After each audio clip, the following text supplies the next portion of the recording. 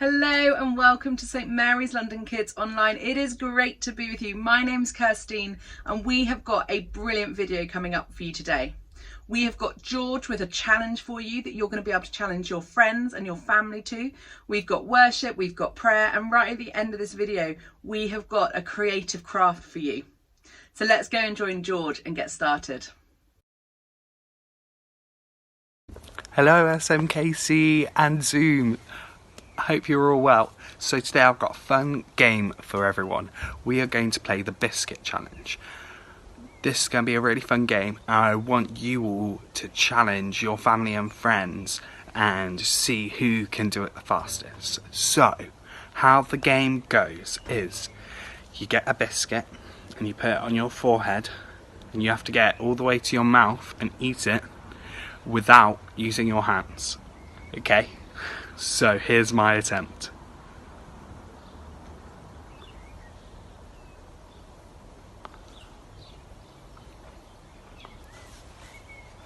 Okay, so now you've seen the challenge.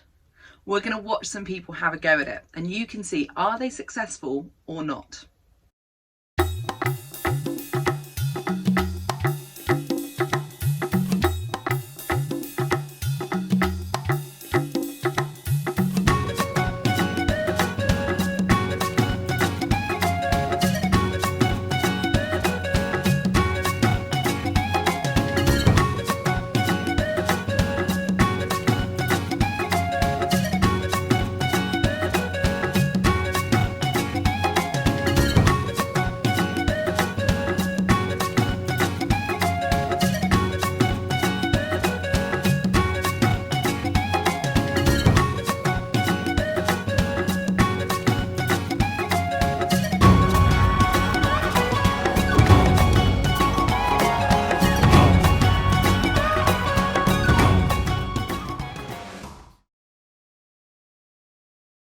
Well, we were going to do the biscuit challenge, but we didn't have any biscuits.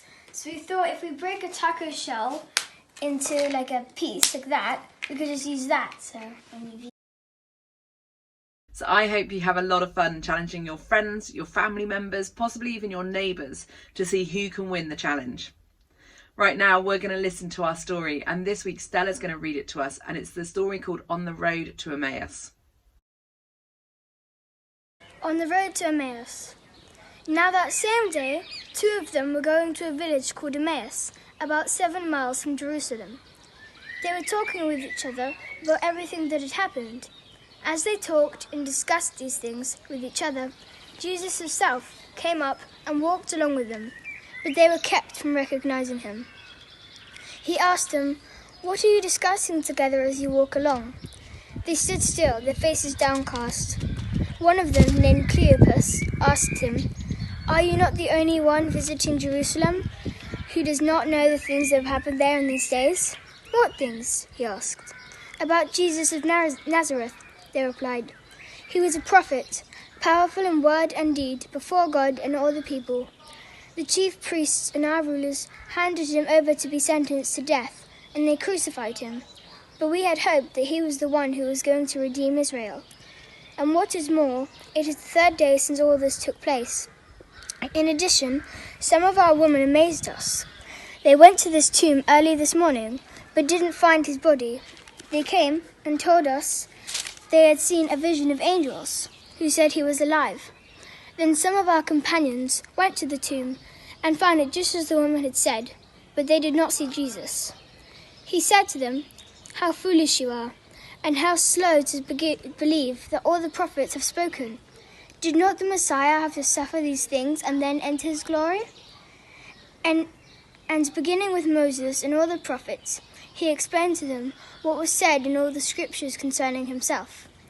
As they approached the village to which they were going, Jesus continued on as if he were going further, but they urged him strongly, 'Stay with us, for it is nearly evening.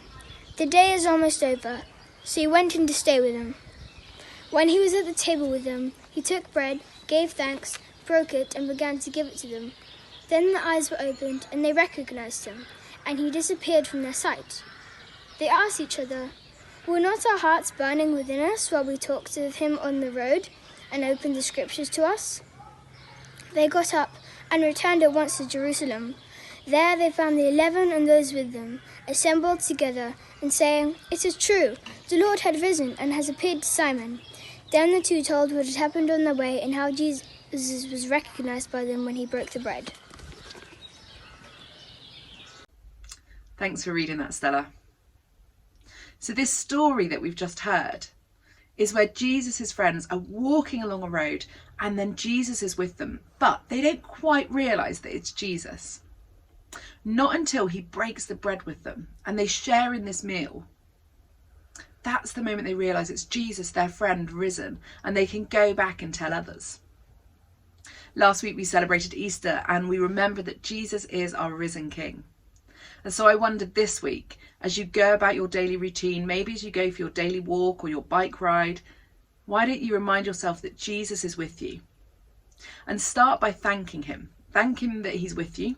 You could thank him for the signs of spring that we're starting to see, the flowers that are blooming, or the blossom in the trees. Maybe it'll be a really sunny day and you can thank him for that. And then why don't you tell him how you're feeling? Because that's what it means to pray and be friends with Jesus. We talk to him like he's our best friend. So go on your walk or your bike ride and talk to Jesus. And then maybe over a meal as a family, you can just tell each other how you're feeling. And then maybe remind the person next to you that Jesus is with them and that he always will be. And that's what we remember.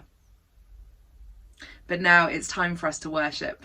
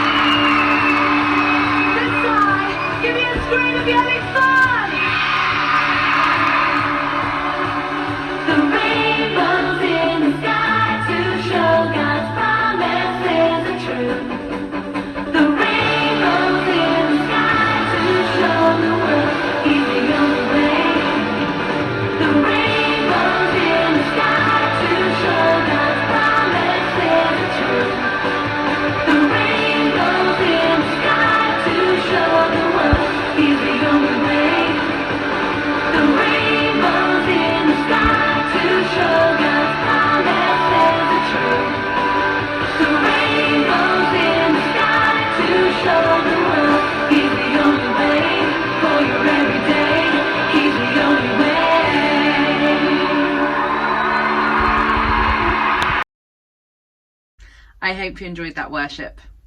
This week we've got Chris from SMKC leading us in prayer.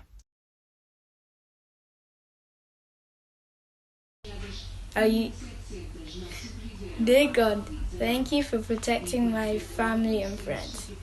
I pray that Jesus is looking all over us in these difficult times. And I hope this is done soon so we can go back to church. Amen. Amen. So we have got a creative challenge for you this week. We want you to create your own road to Emmaus. To do this, you could use items that you could forage for, so such as leaves and twigs that you find on your daily walks or in your own gardens if you've got one. You could use items from around your own house that you're allowed to use, and create a little garden with a path on it. And then you need to place yourself and Jesus on that path. You could use Playmobil people, you could use Lego people, or figures that you've got, or you could choose to draw yourself and Jesus and pop yourself on the path. And then every day you can turn to the garden and you can pray and remind yourself that Jesus is with you. You can tell him how you're feeling, the things you're thankful for, or the things you're worried about. And use the garden as a little visual reminder to help you pray. There's going to be a couple of pictures that come up next just to give you some inspiration of ways you could do this. And we will see you again next week. So take care. Bye.